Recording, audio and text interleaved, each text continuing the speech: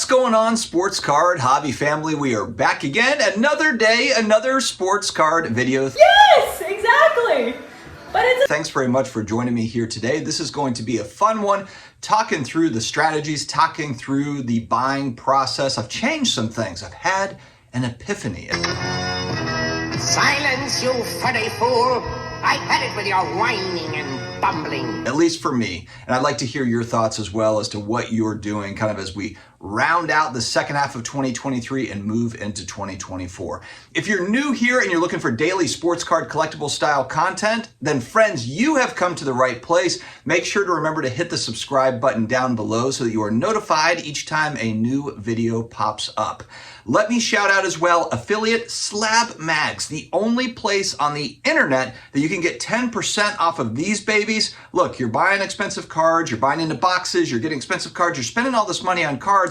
Why not spend another 20 bucks for your best cards to make sure that they are protected? And there's UV protection here as well. People don't realize that the typical slab does not offer very much, if any, UV protection for the surface and for the autograph. So if there's any light touching it, any sunlight, whatever, it can fade. So check out the affiliate link below for 10% off your SlabMags. All right, guys, so I kind of came to this over the last couple of weeks, but especially walking around Heroes Con with Neo cards and comics. So we met up there in Charlotte. We went to Heroes Con, had a really good time. And I've been thinking kind of more and more along this concept of wanting to really consolidate my buying patterns. So as I said at the beginning of the year, I did a lot of impulse buying over the last couple of years. Really got to a point where, like, as paychecks were coming, I was already spending the money before I had it. And, it was just not a great cycle. And I didn't really feel like I was in very good control of my buying habits. I have still bought in 2023, but it's definitely been less so. And it's certainly been a more focused approach. But as I kind of tweak that, as I try to get better at that, I've just been thinking now that a lot of kind of the grail type stuff, for me anyway, now, grail stuff can vary depending on who you're talking to. There's so many really awesome sports cards and collectibles that are out there. Sometimes, it's gonna vary. It's gonna vary dramatically, as what's awesome to me might not be awesome to you. But historically, I've always lived in kind of that $50 to $500 price point, and occasionally, buy something that's $1,000. The most expensive card I've ever bought here, I showed it earlier in the Slab Mag. This is my PC guy, Drew Brees. I'm a huge New Orleans Saints fan. This is his black refractor rookie, numbered out of 100. It's signed in-person signature with the inscription Cool Breeze. This is the most at $4,000 that I've ever spent on a piece of cardboard. And honestly, after I bought it too, it wasn't as if I was then looking at, okay, what are some other big Breeze cards that I could get now? It really just kind of fulfilled me as far as my Drew Brees PC goes. I still do have a bunch of other Breeze cards that are obviously way less than this, but I'm happy with that, And there are certain kind of target cards that I do want to get. One example is a 2012 Silver Prism Drew Brees card. That's first year Prism. That's a card I've always loved. Eventually I want to get that maybe in a 9 or a 10. I'm still trying to figure that out, but it's not a high priority right this second. But that's an example of a card. It's come way, way down in price.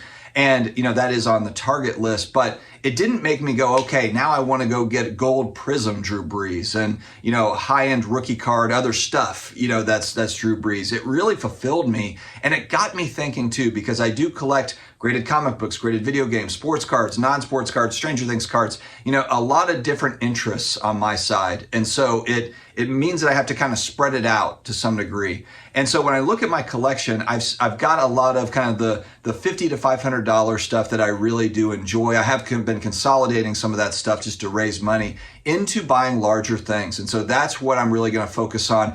In the past, I would have bought, 10 items in that $500 range because I really enjoy just the quantity. I enjoy the cards. I think there's a lot of amazing looking $500 cards that have upside potential. That's another thing that I want to say as well is I've never minced words on my channel here. I'm a hybrid, in my mind, a hybrid collector investor. I've got collector cards, Bobby Hebert rookie cards, And then I'm also an investor in the sense that I do care about values. And I've always said that. I'm never strayed away. I've got a family, I've got 4 kids, I've got a wife, I've got responsibilities, I've got a dog, a beautiful dog. I've got responsibilities, and so not that everything has to retain value or go up. And I'm not talking about 10x values, that we saw over the last couple of years, but more of just store of value with upside potential in the future. Nothing crazy. And so on that note, we've had price decreases across the board in collectibles over the last couple of years with, I think, some more to come over the next 6 months to 12 months. And so I'm watching all these things and I'm starting to see huge grail type stuff. On the comic book side, X-Men 1, Uncanny X-Men 1, going back to, the 60s. There's a lot of Silver Age comic books that have come way, way down in price. There's vintage sports cards that have started to move down as well from their peaks, stuff that has come way down. And I've been doing these falling card prices videos, kind of paying attention to certain things. The 86 Jordan Fleer rookie card is a card that I've always wanted. And now it's starting to come back to a point where, okay, the PSA 10 has moved down in price. And now what are the 9s at? What are the 8s at? The populations are high on those cards. And so the demand is very high, but population is high, supply is high as well. And so that's a card that I've always wanted to have. And again, one where great store value in my mind at the right price point.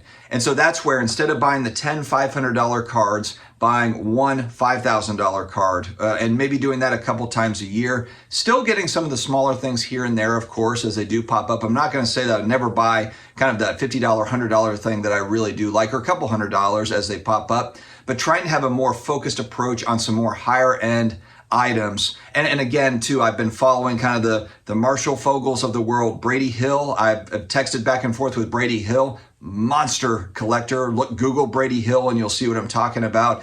But he's got some absolutely incredible stuff and he operates at the very, very high end.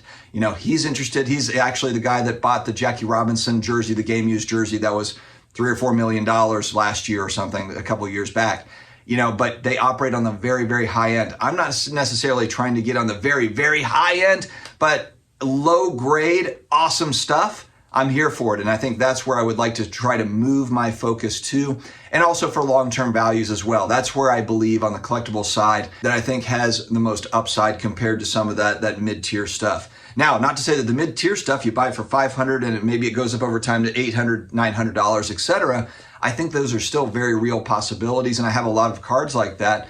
But at the same time, I would like to add more pieces and kind of less is more, to where they're just larger items. And again, I think too, I spend so much time looking at this card, and I think it would be similar if I did pick up, a Fantastic Four 1 or an X-Men 1 or, a big vintage sports card, a Wilt Chamberlain rookie. It's something where it's just more captivating, I think, than some of the smaller things. So that's where I want to try to just focus more in. Less is more, but the less is really, really great stuff.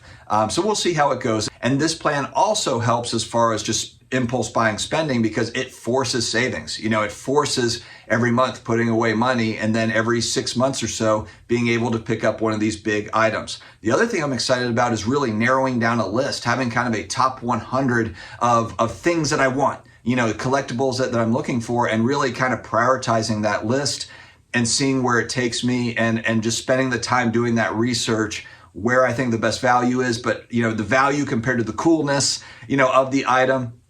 So I'm excited to also just dive in. I've got kind of a short list now, but I want to broaden that out and really kind of take in all of it, look at all the price points for things, and then maybe have kind of like, okay, here's where it is now. Here's my target price point. If/when it reaches that price point, it's a possibility, and then break it down into even more lists from that. I honestly think that part will be just as fun as actually obtaining the item as well. So that's where I'm headed, guys. And so let me know. I've had a lot of viewers tell me over the years, hey, I like what you picked up, but you could have just got one of the higher end thing, and that's where the direction I would have gone. So I think that I'm starting to move more towards that side of things, to where I would like to have fewer pieces in the collection and just more of a little bit more higher end, not crazy high end, but a little bit more higher end. Yeah. So it's going to be a fun ride. I will keep you posted. Stay healthy, stay awesome, and don't forget to go get 10% off SlabMags down below to make sure your best cards are protected. Talk to you later, guys.